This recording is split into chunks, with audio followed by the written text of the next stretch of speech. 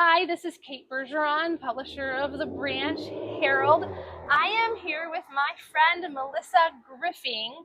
She is a licensed professional counselor and the owner of Wellnest Counseling here in Farmers Branch off of Midway and Alpha. And I have been watching the news like everybody else in the world has been, and this year feels crazier than even the other crazy years that we have had for the last 20 years. And so I was asking Melissa, how do we deal with this? We have, this year alone, we have a new president that caused a lot of upheaval in the election season. And then we turned into tariffs, and everybody was, and still is, concerned about tariffs. And now we have Israel and Iran, and the fear is rocking through us. So, what's the correct word to describe how we are all feeling with the events nationally and globally? Well, I think, and we talked a little bit about this earlier, and I think like a really good word for everybody would be that uncertainty piece, right? We as humans really like to have certainty in our life, and we like to have expectation. And unfortunately, for the last 5 years now, it's really been one thing after another, and so we don't have a lot of expectation of what's going to come next. And so a lot of people are feeling uncertain, whether it's uncertain about the world and the global things happening, or uncertain about some family connections that you might have. I think uncertainty is a really universal word to use for that. Okay. How does uncertainty affect us emotionally, physically? How does it affect us? Yeah, so like I was saying, we as a human species, we really like to know what to expect. It makes us feel safe, secure. It makes us feel like we can predict what's going to happen. And so when we don't have those pieces, it can really ramp up people's anxiety. And that can be really challenging to deal with from day to day.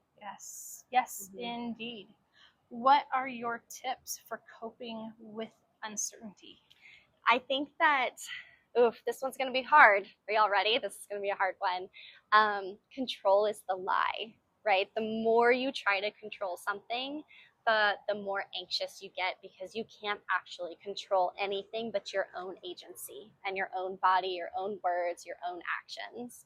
And so if you can let go of that control a little bit, it's actually going to decrease your anxiety, which feels really counterintuitive for a lot of people. Let go. So just you're talking to the control freak here. Yeah. How do I let go of this stuff? Yes, yeah. So you have to remember, you have to ask yourself, can I actually control this? Do I have any say over what this other agency does, this other person does, the government does? And if you don't, then you have to ask yourself, well, what do I have control of? I have control of what I do. I have control of what I say. I have control of how I treat people. And I need to lean into my values and act in that way. And everything else I can't control. It's not mine to control. It's not my responsibility. Ooh, I like that. Not my responsibility to control this. I'm going to work on that one. Okay. I'm going to work on that one. Come not see my us. Not my responsibility to control this. Right. What can we do to help our kids deal with uncertainty, especially if they're feeling our anxiety? Yes, yeah. And so this is so common. I tell parents all day long that you are the most emotionally mature person in the room. So it really falls onto parents to really take that responsibility and hold your emotions together. And you have to keep in mind that anxiety, sometimes we're not even aware of how the anxiety is affecting us and how it's bleeding into other areas of our life, whether that's parenting or work or just trying to socialize with people. So having that self-awareness for you, right, to be able to really look inside and ask, am I feeling anxious? Am I hungry? Right? Like sometimes we get hungry and then we're emotionally dysregulated, and that's like a whole scientific blood sugar thing going on in your body. But as far as like the environment and then feeling anxious because of what's going on, I would say, do what you need to protect yourself, to take care of yourself, whether that's exercise, eating right, talk to somebody, whether that's a friend or a therapist if you feel like you need that, or just make sure you're putting in those self-care days. So finding that joy within your family and focusing on that the thing you can control, instead of trying to control all the other pieces. So making sure that we set aside time at least once a week to do something fun with our kids. That's a great idea. Sounds fun, actually. Right? Because my kids come up with great fun ideas to do. So I always look forward to having fun with the kids, and I don't think about it all enough. And I think, and I work with a lot of parents actually in reminding them that, like, you have to schedule fun, right? That can go on the calendar. You can set aside time for it. And if you don't have kids, you're still allowed to schedule fun for yourself as an adult. That's also okay. I think there's a lot of us who either don't have kids, or whose kids have grown up and gone, and we have forgotten that we're allowed to schedule fun. Other than vacation, we don't schedule it on a regular basis. So. And I would encourage everyone to schedule some fun at least once a week. If you can't manage once a week, try twice a month. Get some fun in. Some fun. Hey, y'all, did you hear that? Fun counteracts anxiety. So let's have fun. So my last question for you, Melissa, is it seems like we are getting hit pow, pow, pow, one event right after another. And so we get this anxiety and uncertainty, and then it goes down, it ramps down, and then we get hit again. Is there something that we should do in that down space, or after we have peaked in our anxiety and things start to get better? Because we're hoping that this all relaxes and everything calms down. What should we do as we're coming down, or we're in the valley and we're enjoying life? Is there anything that we can do or should do to help prepare for the next time? I mean, I think just that self-care piece, right? Exercise, eat right.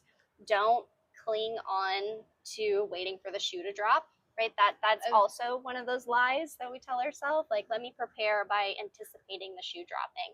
That's just going to steal your joy. So don't do that. But, try again, and then like seek the opportunities for joy in the middle and really focus on those moments. Again, you can't control what's going to happen. So the more you try to, the more you're just letting life steal your joy. Okay. Now I can see you being very busy in times like now when people's anxiety are ramping up, counselors.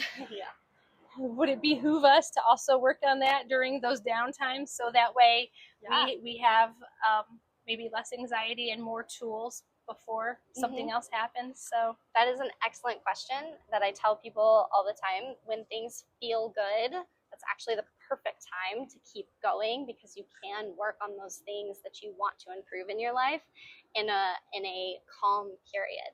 I always tell people you can't teach a drowning person to swim. Right? That's not the time. Too late. Too late, That's right? not the time, right? Too late. So do it when you're in the shallow end and the waters are calm, and learn to swim, learn to do the thing that you're working on.